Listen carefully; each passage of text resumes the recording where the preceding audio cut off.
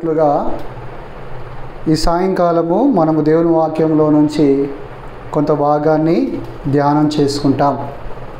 దయచేసి అందరూ నాతో పాటు కలిసి బైబిల్లో నుంచి యాకోబు 4వ అధ్యాయము,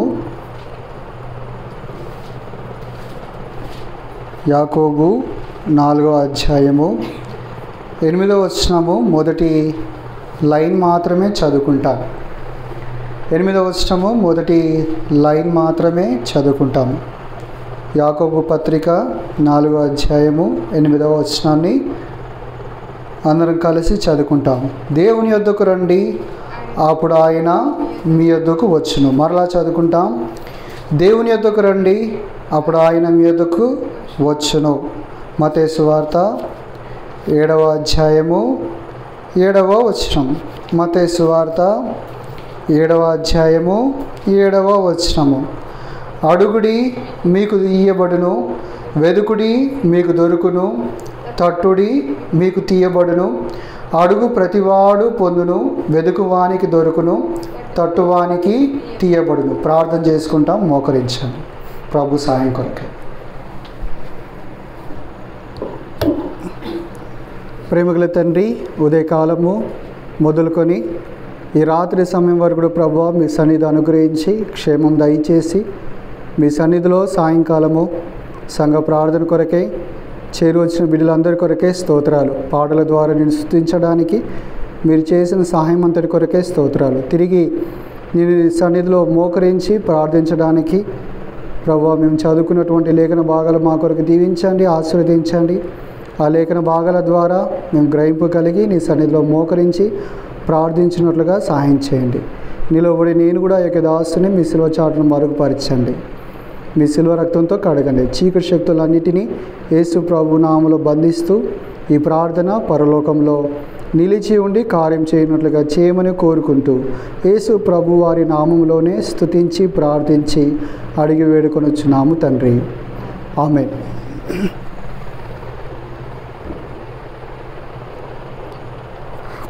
మనం చదువుకున్నటువంటి ఈ లేఖన భాగము మనకి ఏం జ్ఞాపకం చేస్తున్న సంగతిని మనము కొంత తలపోసుకోవడం, లేకపోతే మన ఆలోచన పెట్టడం అనేది చాలా ప్రాముఖ్యమైన విషయం.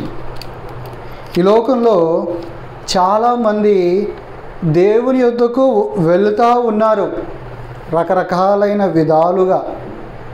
విధానంలో. కానీ చాలా సందర్భాలు మనము గమనించి చూస్తే, లేకపోతే పరీక్షించి చూస్తే వెళ్ళినటువంటి వారికి జవాబు కానీ సహాయం కానీ అక్కడ తీర్చబడడం కానీ చాలా సందర్భాల్లో జరగట్లేదు. ఎందుకు జరగట్లేదు అంటే ప్రతి వారు కూడా దేవుని యొద్దకు వెళ్తూ ఉన్నారు, కానీ దేవుని యొద్దకు వెళ్ళాల్సిన విధానంలో వెళ్ళట్లేదు.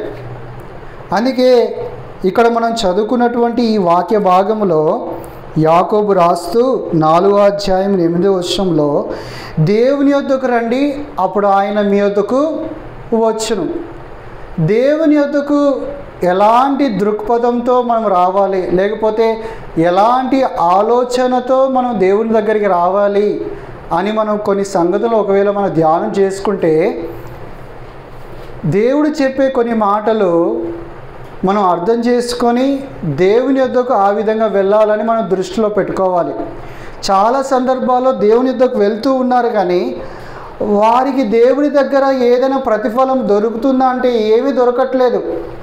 అందుకే చూడండి, చాలా సందర్భాల్లో మనుషులందరూ దేవుని దగ్గరికి వెళ్ళిన తర్వాత మనుషులను ఆశ్రయిస్తున్నారు, డబ్బులను ఆశ్రయిస్తున్నారు, రకరకాలైన విషయాలను ఆశ్రయిస్తున్నారు. ఎందుకొరకంటే కొన్ని సందర్భాల్లో మాత్రమే దేవుడు ఇచ్చేటటువంటి వాడిగా ఉన్నాడు, కొన్ని సందర్భాల్లో మాత్రమే దేవుడు సహాయం చేసేటటువంటి వాడిగా ఉన్నాడు, కొన్ని సందర్భాల్లోనే దేవుడు అక్కర తీర్చేటటువంటి వాడిగా ఉన్నాడు.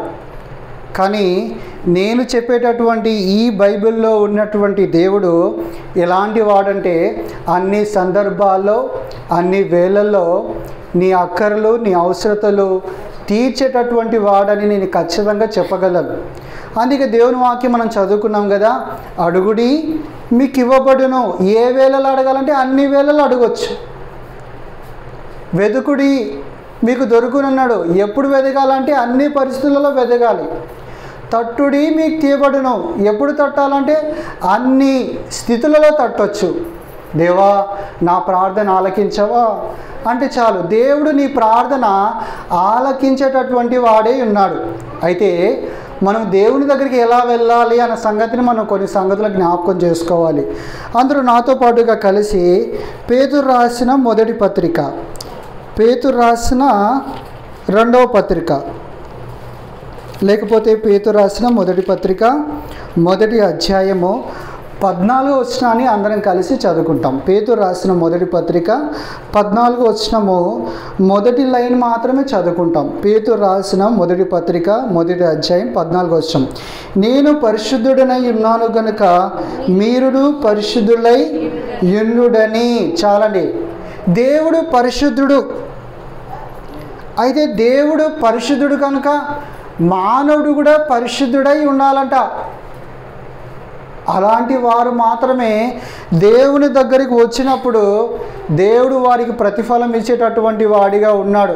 ఇంకా నీకు అర్థం కావాలంటే నీ ప్రార్థన విని, నీ అక్కర తీర్చి, నీ అవసరము తీర్చి, నీ రోగాన్ని బాగు చేసి, నీ సమస్యను తీర్చేటటువంటి వాడిగా ఉన్నాడు. ఎవరు? దేవుడు.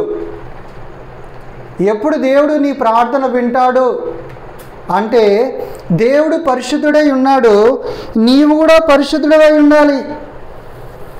ఏ విషయాల్లో పరిశుద్ధుడవై ఉండాలి అంటే బైబిల్లో చెప్పబడుతుంది. ఇదే 1వ అధ్యాయం 16వ వచనంలో నేను చదువుతాను, గమనించండి. మీరు సమస్త ప్రవర్తన యందు పరిశుద్ధులై ఉండుడి. సమస్త ప్రవర్తన యందు పరిశుద్ధులై ఉండుడి అంటే మీరు చూడొచ్చు, మాట యందు పరిశుద్ధులై ఉండాలి, క్రియల యందు పరిశుద్ధులై ఉండాలి, ఆలోచన యందు పరిశుద్ధులై ఉండాలి.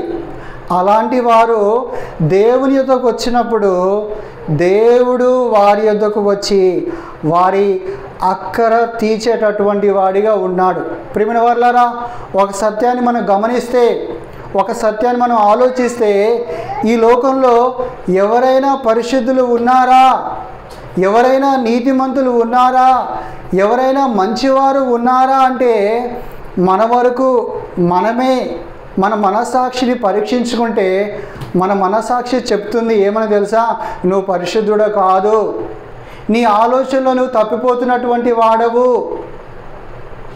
నువ్వు భక్తి చేస్తున్నప్పటికి కూడా భక్తి చేసే సమయం మాత్రమే నీ ఆలోచన నిలిచి ఉంటుంది, కానీ దాని తర్వాత నీ ఆలోచన ఎలా ఉంది, దాని తర్వాత నీ క్రియలు ఎలా ఉన్నాయి, దాని తర్వాత నీ మాటలు ఎలా ఉన్నాయి. ఒకసారి మనల్ని మనం పరీక్షించుకుంటే ఆ భక్తి సందర్భాల్లో మాత్రమే మనము మంచివారిగా లేకపోతే నీతిమంతులుగా పరిశుద్ధులుగా కనబడుతున్నాం. కానీ మిగిలిన అన్ని సందర్భాల్లో మనం గమనించుకుంటే మన మనస్సాక్షి చెప్తుంది ఏమని తెలుసా? నీవు ఒక అపవిత్రుడవు, నేను ఒక అపవిత్రుడని తెలుస్తుంది. అయితే ఇలాంటి వారెవరు కూడా దేవుని దగ్గరికి వెళ్ళి అడిగినప్పుడు దేవుడు వారికి ఎలాంటి సహాయం చేయడని బైబిల్ ఖచ్చితంగా చెబుతుంది. ప్రియమైన వాళ్ళారా, నువ్వెవరివైనా సరే పరిశుద్ధుడిగా చేయబడాలన్నా లేకపోతే నీతిమంతుడిగా చేయబడాలన్నా ఈ రాత్రి వేళలో ఒకే ఒక మార్గం ఉంది. ఆ మార్గం ఏందో తెలుసా? రక్తం చిందించకుండా మానవుని యొక్క పాపానికి క్షమాపణ లేదు. అంటే ఇంకో మాటలో మనం ఏం అర్థం చేసుకోవాలంటే, మనుషుడు పరిశుద్ధుడిగా చేయబడాలన్నా లేకపోతే నీతిమంతుడిగా చేయబడాలన్నా నిర్దోషిగా చేయబడాలన్నా మానవుని కొరకు ఇంకొకరు రక్తం చిందించాలి. ఈ లోకంలో ఉండే మరొక వ్యక్తి కూడా ఎలా ఉన్నాడు అంటే అతడు కూడా అపరిశుద్ధుడే, అతడు కూడా పాపం చేస్తున్నటువంటి వ్యక్తియే, అతడు కూడా తప్పిపోయేటటువంటి వ్యక్తియే. ఇలాంటి మనుషుడు ఈ లోకంలో తన పాపాన్ని పోగొట్టుకోలేక దేవుని సమీపించలేక మానవుడు అసంతృప్తితో అసమాధానముతో అశాంతితో నా జీవితం ఎందుకు ఇలా అయ్యిందని దిగులుతో జీవిస్తూ ఉన్నాడు. అందుకనే దేవుడు లోకాన్ని ఎంతో ప్రేమించాడు. ఈ లోకంలో ఉండే నిన్ను నన్ను ఎంతో ప్రేమించాడు. లోకం అంటే చెట్టు కాదు, మట్టి కాదు, ఇవన్నీ కాదు, నీవు నేనే. నిన్ను నన్ను దేవుడు ప్రేమించాడు. ప్రేమించి ఈ లోకానికి ఆయన దిగి వచ్చాడు. ఎలా దిగి వచ్చాడంటే మానవ రూపం ధరించి ఈ లోకానికి దిగి వచ్చాడు. ఆయన పేరు యేసుక్రీస్తు ప్రభువు అని చెప్పబడుతూ వచ్చింది. మీరు అనేక సందర్భాల్లో విని ఉండవచ్చు, అనేక సందర్భాల్లో ఆయన ఫోటో కూడా చూసి ఉండవచ్చు. ఆయన ఈ లోకానికి ఎందుకొరకు వచ్చాడంటే ఒకే ఒక కారణము. ఆ కారణం ఏంటో కాదు, పాపులను రక్షించుటకు క్రీస్తు యేసు ఈ లోకమునకు వచ్చెను.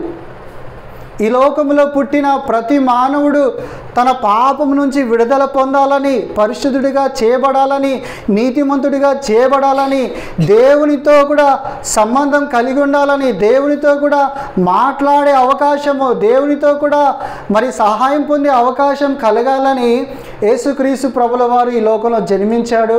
33.5 సంవత్సరాలు జీవించాడు. అనేకమైన అద్భుతాలు, ఆశ్చర్యక్రియలు చేశాడు. అంటే గుడ్డివారి కన్నులు, మూగవారికి మాటలు, కుష్ఠరోగికి స్వస్థత, చనిపోయిన వారిని తిరిగి లేపాడు. ఆయన ఇలా అన్నాడు, వీటన్నిటిని చూసి నా యందు విశ్వాసం ఉంచకండి, నేను మీ కొరకై నా రక్తాన్ని చిందించబోచున్నాను, మీ కొరకై నేను చనిపోతాను, నేను 3 సమాధులు ఉంచబడతాను, 3వ రోజు తిరిగి లేస్తాను, అప్పుడు మాత్రమే నా యందు విశ్వాసం ఉంచండి అని చెప్పాడు ఆయన చెప్పినట్లుగానే 2024 సంవత్సరాల క్రితము ఆయన తన స్వరక్తాన్ని చిందించాడు. ఎందుకొరకు? పాపులను రక్షించుటకు క్రీస్తు యేసు వారి రక్తం చిందించాల్సిన అవసరం వచ్చింది. ఒక పాపి రక్షించబడాలన్నా, ఒక పాపి పరిశుద్ధుడిగా చేయబడాలన్నా రక్తం చిందించాలి. అది గొర్రెలదో, మేకలదో, ఎడ్లదో కాదు, కానీ పరిశుద్ధుని రక్తమై ఉండాలి. ఇంకొక పరిశుద్ధిని కాపాడాలంటే ఒక దొంగని ఇంకొక దొంగ ఎలాగో కాపాడలేడో, ఒక దొంగని ఇంకొక మంచి వ్యక్తి ఎలాగైతే తనను కాపాడగలడో, అలానే ఈ లోకంలో ఉండే పాపి ఇంకొక పాపిని రక్షించలేడు. అందుకనే పరిశుద్ధుడైన దేవుడు ఈ లోకానికి వచ్చి రక్తం చిందించాడు, చనిపోయాడు, సమాధి చేయబడ్డాడు, తిరిగి 3వ దినమున లేచాడు. ప్రేమ వల్లరా, నీవెవరివైనా సరే దేవుని దగ్గర నువ్వు సహాయం పొందాలన్నా, దేవుని దగ్గర నీ అక్కర తీర్చబడాలన్నా, దేవుని దగ్గర ఈరోజు నీ అవసరత తీర్చబడాలన్నా ఒకే ఒక మార్గం ఉంది. అది నువ్వు యేసుక్రీస్తు ప్రభువారి యందు విశ్వాసం ఉంచుట. యేసుక్రీస్తు ప్రభువా, నేను కూడా ఒక పాపిన నా కొరకు కూడా నువ్వు రక్తం చిందించావు, చనిపోయావు, సమాధి చేయబడ్డావు, తిరిగి లేచావు, నేను నమ్ముచున్నానయ్యా, నన్ను క్షమించంటే చాలు, దేవుడు ఉచితంగా నిన్ను క్షమిస్తాడు. నువ్వేం మార్చుకోవాల్సిన అవసరం లేదు,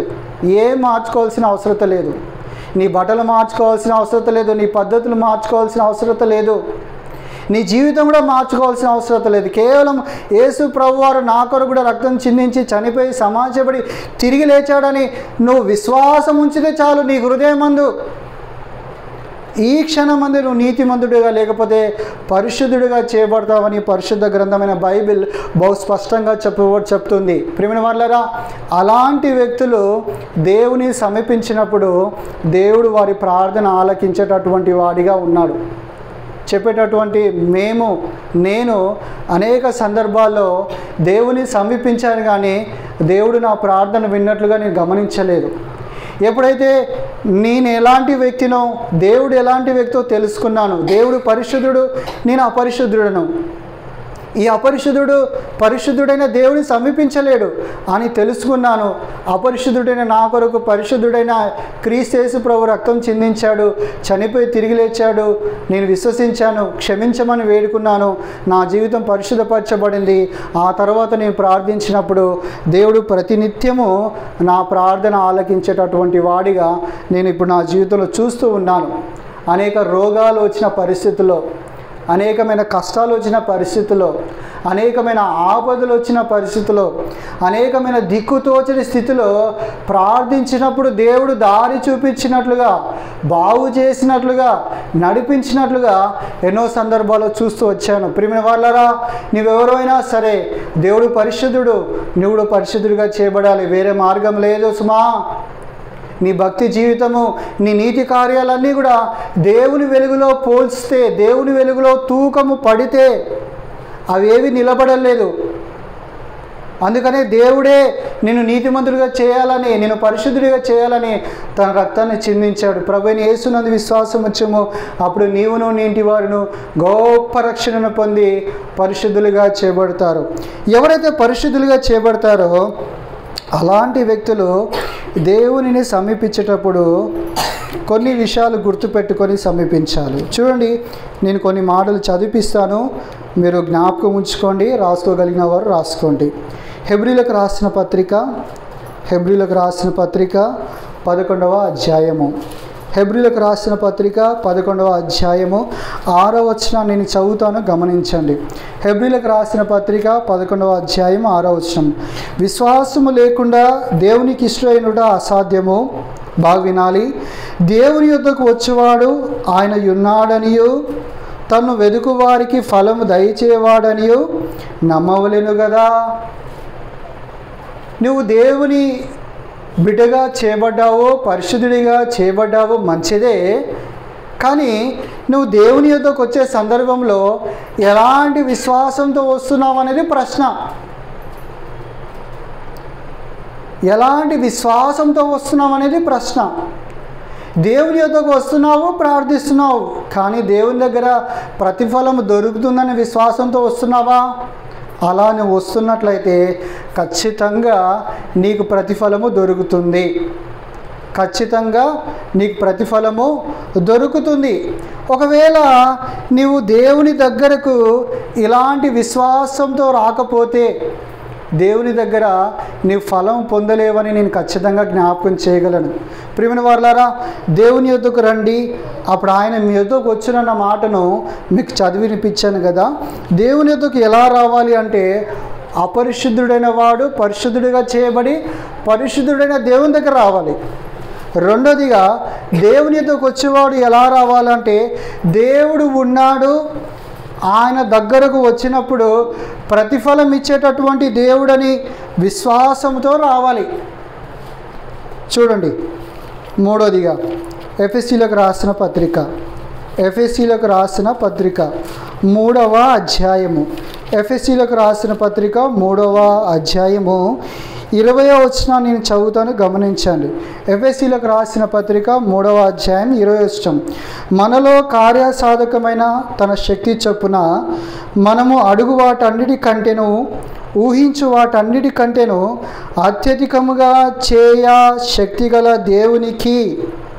అంటే ఇక్కడ మనం ఏమర్థం చేసుకోవాలంటే, దేవుని యొద్దకు వచ్చే సందర్భంలో దేవుడు అడుగు వాటి కంటేను ఊహించు వాటి కంటేను అత్యధికంగా చేయు శక్తిమంతుడని నమ్మి రావాలి. చాలా సందర్భాల్లో మనం దేవుని దగ్గరికి చేరి వస్తాం, కానీ ఇలాంటి విశ్వాసంతో మనం చేరిరాం. అందుకనే దేవుని దగ్గర ఏమైనా దొరుకుతుందా అని మనం ఆశించలేము. దేవుని దగ్గర నీకు ఏమైనా కావాలి అంటే మాత్రము ఈ విషయాలు గుర్తుపెట్టుకోవాలి. ఏంటి ఆ విషయం అంటే, దేవుని దగ్గరకు వచ్చినప్పుడు నాకు ఫలం దొరుకుతుంది, దేవుడు ఉన్నాడు. రెండోదిగా ఆ దేవుడు అడుగు వాటన్నిటికంటేను ఊహించు వాటన్నిటికంటేను అత్యధికంగా చేయ శక్తిమంతుడని నమ్మి ఆయన దగ్గరికి రావాలి. ఎప్పుడైతే మనం ఇలాంటి విశ్వాసంతో ఆయన దగ్గరకు వస్తామో ఆయన మన ప్రార్థన ఆలకించేటటువంటి వాడిగా ఉన్నాడు. ఎందుకు మనము అలాగున నమ్మి రావాలి అంటే, చూడండి, రోమీలకు రాసిన పత్రిక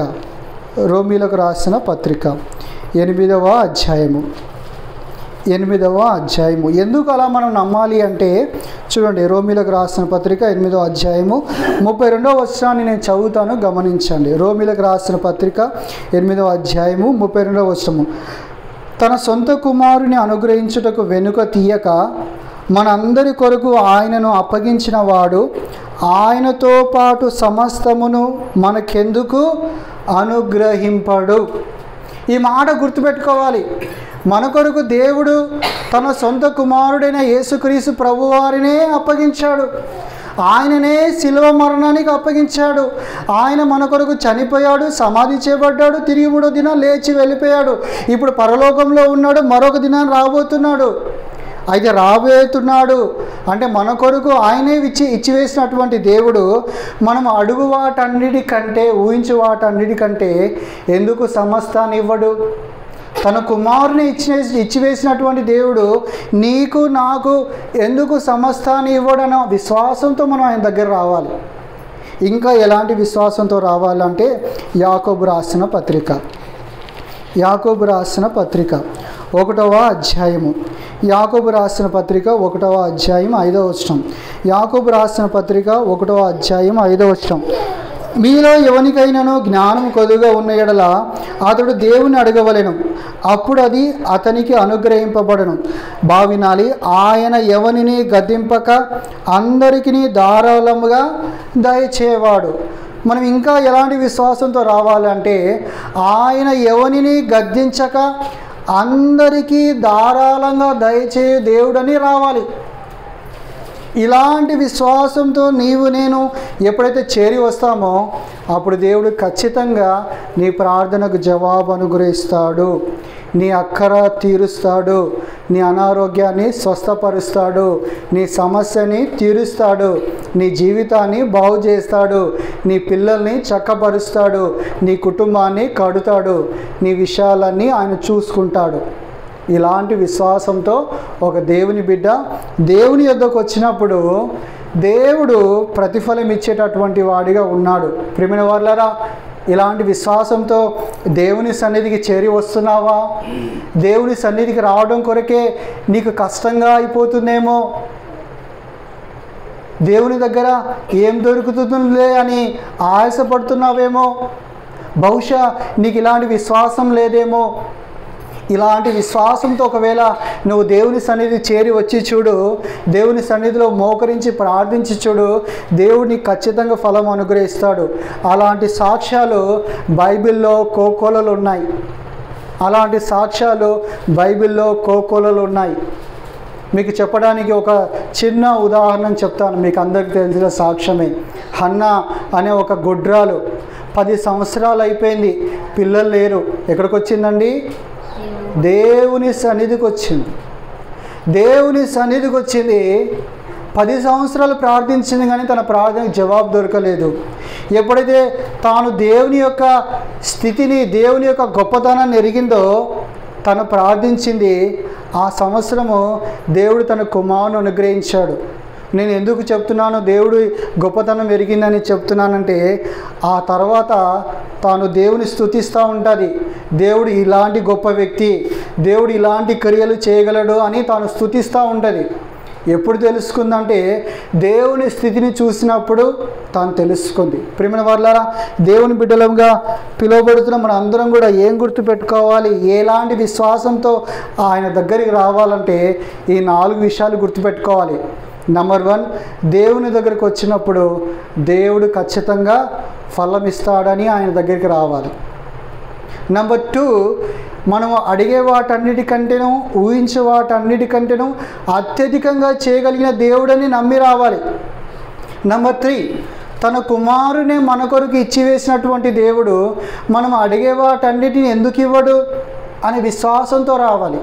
నంబర్ 4, మనము ఆయన ఎవరిని గద్దించక అందరికీ ధారాళంగా ఇచ్చే దేవుడనే విశ్వాసంతో రావాలి. ఎప్పుడైతే ఇలాంటి విశ్వాసంతో వస్తామో నేను చెప్పగలను, ఖచ్చితంగా ఈరోజు నీ అక్కర తీర్చబడి నువ్వు దేవుని ఇంటి నుంచి ఆనందంతో వెళ్ళేటటువంటి వాడవని నేను జ్ఞాపకం చేస్తాను. ఇది దేవుని దగ్గరికి వచ్చే విషయం. ఇంకా కొన్ని విషయాలు గుర్తుపెట్టుకోవాలి. ఇవి చాలా ప్రాముఖ్యమైన విషయాలు కనుక నేను మరలా మీకు జ్ఞాపకం చేయాలనుకుంటున్నాను. దేవుని దగ్గరికి వచ్చేటప్పుడు ఇలాంటి విశ్వాసంతో రావాలి. రెండోది, దేవుని దగ్గరికి వెళ్ళే సందర్భంలో మనం కొన్ని పనులు చేయాలని మనకు బైబిల్ బోధిస్తూ ఉంది. ఈ పనులు మనం ఎప్పుడైతే చేస్తామో దేవుడు మన ప్రార్థన ఆలకించేటటువంటి వాడిగా ఉన్నాడు. చూడండి, సామెతల గ్రంథం 28వ అధ్యాయం. సామెతల గ్రంథం 28వ అధ్యాయము 9వ వచనం. సామెతలు, ధర్మశాస్త్రము వినబడకుండా చెవిని తొలగించుకొను వాని ప్రార్థన హేయము. చూడండి, దేవుని దగ్గరికి ఇలాంటి విశ్వాసంతో వచ్చినప్పుడు దేవుడు ప్రార్థన వింటాడు, నిజమే. కానీ మనకు బైబిల్ ఏం జ్ఞాపకం చేస్తుందంటే, ధర్మశాస్త్రం వినబడకుండా చెవిని తొలగించుకొని వాని ప్రార్థన హేయం. అంటే ధర్మశాస్త్ర ప్రకారంగా ప్రవర్తించకుండా దేవుని సన్నిధికి వచ్చి ప్రార్థించినప్పుడు దేవుడు ఆ ప్రార్థన ఆలకించడు. దేవుడు శక్తిమంతుడే, ఫలమిచ్చేవాడే, అడుగు వాటన్నిటికంటే ఊహించే వాటన్నిటికంటే ఎక్కువగా చేయవాడే, నీ కొరకు నా కొరకు తన కుమారుని ఇచ్చి వేసినటువంటి వాడు, సమస్తాన్ని ఇచ్చేటటువంటి వాడే. మనము మనము మనల్ని గద్దించక ఆయన ధారాళంగా అనుగ్రహించే దేవుడే, వాస్తవమే. కానీ ఒకవేళ ధర్మశాస్త్రాన్ని వినబడకుండా చెవిని తొలగించుకొని వాని ప్రార్థన దేవుడు వినడు. అందుకే ధర్మశాస్త్ర ప్రకారంగా, దేవుని వాక్య ప్రకారంగా నువ్వు చేస్తూ జీవిస్తూ నడుచుకొనొచ్చు. ఒకవేళ నువ్వు ప్రార్థిస్తే దేవుడు ఖచ్చితంగా నీ ప్రార్థన వింటాడు, ఖచ్చితంగా నీ ప్రార్థన వింటాడు. ఒకవేళ నువ్వు భర్తవా, నీ కుటుంబం అంతటిని నువ్వు సంరక్షించట కొరకే దేవుని వాక్యం ఏం చెప్తుందో అలా చేస్తూ నువ్వు ప్రార్థన చేయి, దేవుడు నీ ప్రార్థన వింటాడు. ఒకవేళ నువ్వు భార్యవా, దేవుడి వాక్యంలో నువ్వు ఎలా ఉండాలి, ఏం చేయాలి, ఎలా విధేయ చూపించాలని దేవుని వాక్యం చెప్తుందో అలా నువ్వు చేస్తూ దేవుని సన్నిధిలో ప్రార్థించు, దేవుడు నీ ప్రార్థన ఆలకిస్తాడు. ఒకవేళ మీరు పిల్లలైతే దేవుని వాక్యంలో చెప్పినట్లుగా తల్లిదండ్రులకు ఎలాగనే విధేయ చూపించాలో, పెద్దలకు ఎలాగనే విధేయ చూపించాలో, పెద్దలకు ఎలాగనే లోబడాలో అలాగున నువ్వు లోబడుతూ మరి దేవుని సన్నిధిలో ప్రార్థించు, దేవుని ప్రార్థన ఆలకిస్తాడు. ఒకవేళ నువ్వు అధికారివా, బహుజాగ్రత్త.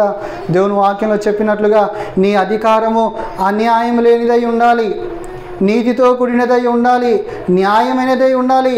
అలా చేస్తూ నువ్వు ప్రార్థన చెయ్యి, దేవుడు నీ అధికారాన్ని దీవించి మరోసారి దేవుడు నీకు అవకాశం ఇచ్చేటటువంటి వాడిగా ఉంటాడు.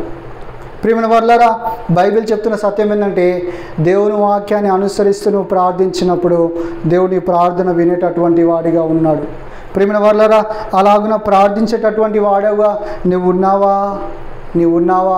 అయితే ఈరోజు నువ్వు ఖచ్చితంగా ఫలం పొందేటటువంటి వాడిగా ఉంటావు. ఎందుకు దేవుడు ప్రార్థన వినాడు అనడానికి ఒక మాట మీకు చదివిపిస్తాను.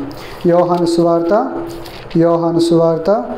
9వ అధ్యాయం, యోహాను సువార్త 9వ అధ్యాయము 31వ వచనము. దేవుడు పాపుల మనవి ఆలకింపడని ఎరుగుదుము, ఎవడైనను దైవభక్తుడై ఉండి ఆయన చిత్తము చొప్పున జరిగించిన ఎడల ఆయన వాని మనవి ఆలకించు. నీవు పాపం చేస్తూ అనగా దేవుని వాక్య ప్రకారంగా కాకుండా లోకానుసారంగా, నీ చిత్తానుసారంగా, నీ సొంత మనసు చొప్పున ఒకవేళ నువ్వు చేస్తూ నలుగురి చేత మంచివాడు అనిపించుకోవచ్చేమో, బహుశా నలుగురి చేత గొప్పవాడవని చెప్పబడచ్చేమో బహుశా. కానీ దేవుడు చూస్తున్నాడు, ఆయన దృష్టికి ఒకవేళ నువ్వు మంచివాడుగా కనబడకపోతే ఆయన నీ ప్రార్థన ఆలకించడు. నువ్వు ఎప్పుడు ఆయన దృష్టికి మంచి వ్యక్తిగా కనబడతావంటే దేవుని వాక్యం చొప్పున నువ్వు చేసినప్పుడు నువ్వు దేవుని దృష్టికి మంచివాడుగా కనబడతావు. కాబట్టి అలాంటి వ్యక్తి ప్రార్థన దేవుడు ఆలకిస్తాడని బైబిల్ ఖచ్చితంగా నొక్కి ఒక్కానిస్తుంది. ప్రేమైన వారలారా, నువ్వు దేవుని సన్నిధికి ఎంతో ఆశతో వస్తున్నావు కానీ దేవుని ప్రార్థన ఆలకించట్లేదంటే దానికి కారణం ఏందో తెలుసా? నువ్వు దేవుని వాక్యం చొప్పున నీ జీవితాన్ని మార్చుకోవట్లేదు. నీకు ఇష్టం వచ్చినట్లుగా లోకానుసారంగా నీ సొంత చిత్తం చొప్పున, ఇతరుల చిత్తం చొప్పున నీ జీవితాన్ని నడిపిస్తూ నువ్వు దేవుని సన్నిధిలో ప్రార్థిస్తున్నావు. అందుకని దేవుని నీ ప్రార్థన ఆలకించలేనటువంటి వాడిగా ఉన్నాడు. ఈరోజు దేవుడు జ్ఞాపకం చేసేది ఏంటంటే, నువ్వు తూచా తప్పకుండా దేవుని వాక్యం చొప్పున ఒకవేళ నువ్వు ప్రవర్తిస్తూ ఉంటే నీకు దేవుని దగ్గర ధారాళమైన ప్రవేశం ఉంది. నువ్వు ఎలాంటి పరిస్థితుల్లో ఉండి ప్రార్థించినా దేవుడు నీ ప్రార్థన ఆలకించేటటువంటి వాడిగా ఉన్నాడు. మూడోదిగా చూడండి, ఇదే సామెతలు 21వ అధ్యాయం, సామెతల గ్రంథం 21వ అధ్యాయము 13వ వచనము. సామెతలు, దరిద్రుల మొర వినక చెవిని మూసుకొను వాడు తాను మొరపెట్టినప్పుడు అంగీకరింపబడడు. బాగా వినాలి, బైబిల్ చాలా అద్భుతమైన సత్యాలను బోధిస్తుంది. మనకు సహాయం కలుగునట్లుగా మనకు బోధిస్తుంది, మనకు మేలు కలుగునట్లుగా బైబిల్ బోధిస్తుంది. మీరు ఎవరైనా సరే ఓ బైబిల్ కొనుక్కోండి, బైబిల్ చదవండి. బైబిల్లో ఉన్న అనేకమైన సత్యాలు, అద్భుతాలు, ఆశ్చర్యమైన సంగతులు మీరు చూసి మీరు దీవించబడాలని ఆశతో జ్ఞాపకం చేస్తున్నాం. ప్రియమైన వారలారా, ఇక్కడ చెప్పబడుతున్న మాట ఏంటంటే, దరిద్రుల మొర వినక చెవిని మూసుకొనువాడు తాను మొరపెట్టినప్పుడు అంగీకరింపబడడు. నువ్వెవరైనా సరే ఒకవేళ ప్రార్థన చేసేటప్పుడు నీ చుట్టూండే దరిద్రుల మొర వింటున్నావా? నీ చుట్టూండే అక్కర కలిగిన వారి అక్కర తీరుస్తున్నావా? వారి గురించి ఆలోచిస్తున్నావా? వారికి సహాయం చేయాలని నీ మనసులో ఆశ ఉందా? ఒకవేళ ఆశ ఉండి నువ్వు సహాయం చేస్తూ ఉన్నట్లయితే దేవుడు ఖచ్చితంగా నీ ప్రార్థన వింటాడని నేను జ్ఞాపకం చేయాలని ఆశపడుతున్నాను. ప్రియమైన వారలారా, దేవుడు నీ ప్రార్థన వినకపోవడానికి మరొక బలమైన కారణం ఏంటంటే, నీ చుట్టూండే దరిద్రుల మొర నువ్వు వినట్లేదు. వారి అక్కర విషయమే నువ్వు పట్టింపు కలిగి లేవు. వారి అవసరత విషయమే నువ్వు బాధ్యత కలిగి లేవు. వారికి సహాయం చేయాలని నీ మనసులో ఆశ కలిగి లేవు. అందుకనే దేవుడు నీ ప్రార్థన కూడా వినట్లేదు. ఎందుకో తెలుసా? దేవుడు కూడా దరిద్రుల ప్రార్థన వినేటటువంటి వాడు. చూడండి, యెషయా గ్రంథం 25వ అధ్యాయం. యెషయా గ్రంథం 25వ అధ్యాయం 3వ వచనం. యెషయా గ్రంథం 25వ అధ్యాయం 3వ వచనం. భీకరుల ఊపిరి గోడకు తగిలిన గాలివాన వలె ఉండగా నీవు బీదలకు శరణ్యముగా ఉంటివి. దరిద్రులకు కలిగిన శ్రమలో వారికి శరణ్యముగాను, గాలివాన తగులకుండా ఆశ్రయముగాను, వెట్ట తగులకుండా నీడగాను ఉంటివి. మనం మొదట చదువుకున్నాం కదా, దేవుడు పరిశుద్ధుడైన ప్రకారము నీవు కూడా పరిశుద్ధుడై ఉండాలి. దేవుడు పరిశుద్ధుడు ఎలాంటి విషయాలు అంటే సమస్త విషయాల పరిశుద్ధుడు. అలానే దేవుడు కూడా దరిద్రుల మొర వినేటటువంటి వాడు. కాబట్టి నీ జీవితంలో నా జీవితంలో ఇతరుల విషయమే పట్టింపు కలిగి, ఇతరుల అక్కర్ల విషయమే పట్టింపు కలిగి, ఇతరుల అవసరతలో మనం కూడా సహాయం చేస్తూ ఉన్నట్లయితే దేవుడు మన ప్రార్థన ఆలకించేటటువంటి వాడిగా ఉన్నాడు. అంత మాత్రమే కాదు, భక్తుడైన యోబు కూడా అలాంటి అలవాటు కలిగి ఉన్నాడు. చూడండి, యోబు గ్రంథం 30వ అధ్యాయం. యోబు గ్రంథం 30వ అధ్యాయం 24వ వచనం. యోబు గ్రంథం 30వ అధ్యాయం 24వ వచనం. అమ్మ మెల్లగా చెప్పండి. 30 చదవనమ్మా. ఒకడు పడిపోవు నెలలా వాడు చేయి చాపడా, ఆపదలోనున్నవాడు తప్పవలెనని మొరపెట్టడా, బాధలోనున్న వారి నిమిత్తము నేను ఏడవలేదా? చూడండి, బాధలో ఉన్న వారి నిమిత్తం నేను ఏడవలేదా? దరిద్రుల నిమిత్తం నేను దుఃఖింపలేదా? యోబు ఇలాంటి క్రియ కలిగి, ఇలాంటి ఆలోచన కలిగి తన జీవితంలో ఉన్నాడు. ఆయన అంటాడు, నేను తల్లిదండ్రులు లేని వారికి తండ్రినైతిని, విధవరాలికి నేను సహాయం చేయవాడనైతిని అంటాడు యోబు. అందుకే యోబు ప్రార్థించిన వెంటనే యోబు ప్రార్థన దేవుడు ఆలకించాడు. బాగా వినాలి, ఇవన్నీ అద్భుతమైన సత్యాలు. యోబు జీవితంలో అలాంటి క్రియ కలిగి ఉన్నాడు. మన జీవితంలో కూడా మనం కూడా దరిద్రుల మొరను ఆలకించేటటువంటి వారంగా ఉండాలి. వాళ్ళకి సహాయం చేసేటటువంటి వారంగా ఉండాలి. మన సహాయం ఎలా ఉండాలంటే, ఈ చేయికి చేసేది ఈ చేయికి తెలియకుండా చేయాలి. ఎప్పుడు చెప్పుకోవద్దు, ఎప్పుడు ఎవరి దగ్గర అనవద్దు నేను సహాయం చేశానని. ఒకవేళ అన్నావా, నీ సహాయం పోయింది, దేవుని దగ్గరికి ఎలాంటి ప్రతిఫలం లేదు. అంత మాత్రమే కాదు, మీకు అందరికీ బాగా పరిచయమైన ఒక స్త్రీ ఉంది. బైబిల్ అంతట్లో అందరికీ పరిచయమైన ఒక స్త్రీ ఉంది.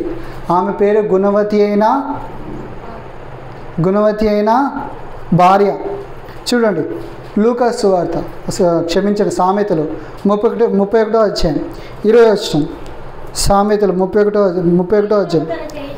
దరిద్రులకు తన చెయ్యి చాపును, దరిద్రులకు తన చేతులు చాపును. చూసారండి, గుణవతి అయిన భార్యకుండే లక్షణం అది. దరిద్రులకు తన చెయ్యి ఏం చేస్తుంది? చాపుతున్నామే.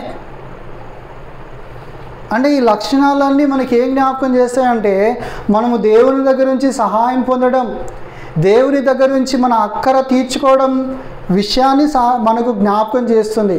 కాబట్టి నీవు నేను ఒకవేళ దేవుని దగ్గర ఫలం పొందాలి, దేవుడు సహాయం చేయాలి, దేవుడు అక్కర తీర్చాలంటే మాత్రం ఖచ్చితంగా నీవు కూడా నీ చుట్టూ ఉండే దరిద్రుల మొర విని వాడు అక్కర తీర్చేటటువంటి వాడిగా ఉండాలి. బైబిల్లో ఒక వ్యక్తి ఉన్నాడు, ధనవంతుడు. అతడు చాలా ధనవంతుడు. కానీ ఒకరోజు నరకంలో కాలుతూ ఉన్నాడు, అగ్నిగుండంలో కాలుతూ ఉన్నాడు. అలాంటి వ్యక్తి కూడా ఏం చేశాడో తెలుసా? ప్రార్థన చేశాడు. అలాంటి వ్యక్తి ప్రార్థన కూడా విన్నాడు. ఎందుకు విన్నాడో చూడండి. లూకాసు సువార్త 16వ అధ్యాయం, లూకాసు సువార్త 16వ అధ్యాయం 21 వచనం. లూకాసు సువార్త 16:21. అతని బల్ల మీద నుండి పడు రొట్టె ముక్కలతో ఆకలి తీర్చుకొని గోరెను. అంతేగాక కుక్కలు వచ్చి వాని కురుపులు నాకెను. ఇక్కడ ఒక ధనవంతుడు ఉన్నాడు, దరిద్రుడు ఉన్నాడు. ధనవంతుడు ఇంటి వాకిట దరిద్రుడు పడి ఉన్నాడు. ఆ ధనవంతుడు తాను తినగా తాను భుజించక మిగిలిన రొట్టె ముక్కలన్నీ దరిద్రునికి ఇచ్చేవాడు, దరిద్రుని యొక్క అక్కర తీర్చేవాడు. ఒకరోజు ధనవంతుడు చచ్చిపోయాడు, దరిద్రుడు కూడా చచ్చిపోయాడు. కానీ ధనవంతుడు అగ్నిగుండం నుండి యాతన పడుతున్నప్పుడు ప్రార్థిస్తే దేవుడు పలికాడు. కానీ తనకు సహాయం దొరకలేదు. ఎందుకొరకు తెలుసా? తను పరిశుద్ధుడిగా చేయబడలేదు. దేవుడు పరిశుద్ధుడు. పరిశుద్ధులు ఇంకొక పరిశుద్ధులతోనే సహవాసం చేయగలరు. ఈ వ్యక్తి పరిశుద్ధుడిగా జీవించలేదు, నీతిమంతుడిగా జీవించాడు, మంచి వ్యక్తిగా జీవించాడు, కానీ పరిశుద్ధుడిగా చేయబడలేదు. అందుకని ఒకరోజు అగ్నిగుండంలో యాతన పడుతూ అయ్యో అయ్యో ఈ వేదనకరమైన స్థలంలో నుంచి నన్ను ఎవరైనా విడిపించారా, నా నాలుక చల్లవచ్చుటకు ఒక చుక్క నీళ్లు నాకు ఎవరైనా పంపించారా అని మొరపెడుతూ ఉన్నాడు. అప్పుడు దేవుడు అంటున్నాడు, కుమారుడా, నువ్వు నీ జీవిత కాలం అంతా నీకు ఇష్టం వచ్చినట్లుగా జీవించావు. ఇప్పుడు అవకాశం లేదు నువ్వు పరిశుద్ధుడిగా చేయబడ్డానికి. ఇప్పుడు అవకాశం లేదు. అందుకే భూమి మీద ఉన్నప్పుడే, నీ జీవిత దినాలలో నువ్వు సజీవంగా ఉన్నప్పుడే ఈరోజే దేవుని దగ్గరికి రా. ఈరోజే దేవునితో సమాధాన పడు. ఈరోజే నీ కొరకు యేసు ప్రభు శిలువలో రక్తం చిందించి చనిపోయి సమాజపడి తిరిగి లేచాడు. ఎందుకొరకంటే రక్తం చిందించకుండా మానవునికి పాప క్షమాపణ లేదు. ప్రియమైన వాళ్ళరా, నువ్వెవరైనా సరే ఈరోజే పరిశుద్ధుడిగా నీతిమంతుడిగా చేయబడాలంటే యేసునందు విశ్వాసం ఉంచు. నీ జీవితంలో ఏం మార్చుకోవాల్సిన అవసరం లేదు. కాబట్టి మూడోదిగా మనం గుర్తుపెట్టుకోవాల్సిన విషయం ఏంటంటే, దరిద్రుల మొరను వినేటటువంటి వారంగా ఉండాలి. ఎప్పుడైతే దరిద్రుల మొర వింటామో అప్పుడు మాత్రమే దేవుడు ప్రతిఫలం అనుగ్రహించేటటువంటి వాడిగా ఉన్నాడు. ఇంకా చెప్పాలంటే చాలా సంగతులు ఉన్నాయి, కానీ మీకు ఒక చిన్న సంఘటన జ్ఞాపకం చేసి నేను ముగిస్తాను. మనం అందరం ప్రార్థనలోకి వెళ్ళాలి కాబట్టి. యేసు ప్రభువారు ఈ లోకంలో ఉన్నప్పుడు ఒక ఉపమానం లేకపోతే ఒక సంఘటన జ్ఞాపకం చేస్తూ వచ్చాడు. ఏంటి ఆ సంఘటన అంటే, నేను ఆకలికొని ఉన్నాను, నాకు ఆహారము పెట్టలేదు. నేను దప్పికొని ఉన్నాను, నాకు దాహము నీళ్ళు ఇవ్వలేదు. నేను రోగినై ఉన్నాను, నన్ను పరామర్శించలేదు. నేను చెరసాలో ఉన్నాను, నన్ను విడిపించలేదు అన్నాడు. అన్న తర్వాత ఒక గుంపు వాళ్ళు అన్నారు, అయ్యా నువ్వు ఎప్పుడు ఆకలి కొని ఉన్నావు, ఎప్పుడు దప్పికొని ఉన్నావు, ఎప్పుడు రోగివే ఉన్నావు, ఎప్పుడు చెరసాలో ఉన్నావు, ఎప్పుడు వస్త్రాలు లేక ఉన్నావు అని ఒక గుంపు వాళ్ళు అన్నారు. అన్నప్పుడు ఆయన అన్నాడు, ఈ నీ సహోదరులలో ఒకరికి మీరు చేయలేదు కాబట్టి నాకు కూడా చేయలేదు అన్నాడు. తర్వాత ఇంకో గుంపు వారిని చూసి, ఈ నీ సహోదరులలో మీరు ఒకరికి అలా చేశారు కాబట్టి నాకు కూడా చేశారు అని యేసుప్రభువు వారు చెప్పాడు. అయితే మనం ఏం జ్ఞాపకం ఉంచుకోవాలంటే, మనం కలిగిన వాటిలో మనకంటే తక్కువ వారు, మనకంటే అవసరతలు ఉన్న వారికి మనం ఏం చేయాలి? ఎప్పుడు మనం సహాయం చేస్తూ ఉండడానికి నిశ్చయం చేసుకుంటూ ఉండాలి. ఎప్పుడైతే మనం సహాయం చేయాలని నిశ్చయం చేసుకుని ఉంటామో అప్పుడు దేవుడు మన ప్రార్థన ఆలకించేటటువంటి వాడిగా ఉంటాడు. ఎవరైతే చేయలేదో అలాంటి వారి గురించి బైబిల్ మనకి ఏం చెప్తుందో చదువుకుంటాం, చదువుకొని ప్రార్థనలోకి వెళ్తాం. మత్తయి సువార్త